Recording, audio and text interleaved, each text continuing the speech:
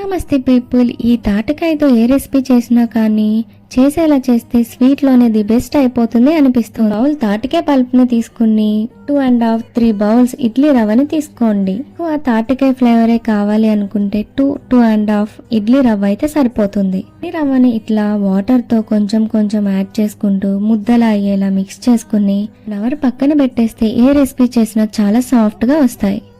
తర్వాత తాటికాయ pulp, jaggery powder, మీకు కావాలంటే ఇలాచి కూడా యాడ్ చేసుకుని బాగా మిక్స్ చేసుకోవాలి. అసలు ఒకసారి బాగా మిక్స్ చేసుకుని 10 to 20 మినిట్స్ పక్కన పెట్టేసుకుని ఆ తర్వాత తాటి రొట్టె కానీ తాటి కుడుములు కానీ వేసుకుంటే ఎంత ఎమ్మీగా ఉంటాయో. చాలా ఈజీగా జస్ట్ 3 ఇంగ్రీడియంట్స్ తోనే చేసుకోవచ్చు. క్లియర్ గా లాంగ్ వీడియో చేశాను. ఛానల్ నేమ్ కింద యారో మార్క్ ఉంటుంది, క్లిక్ చేస్తే లాంగ్ వీడియో వచ్చేస్తుంది. ఈ తాటికాయతో ఏ రెసిపీ అయినా లైఫ్ లో ఒక్కసారి అయినా టేస్ట్ చేసి చూడండి, ఆశ్చర్యపోతారు.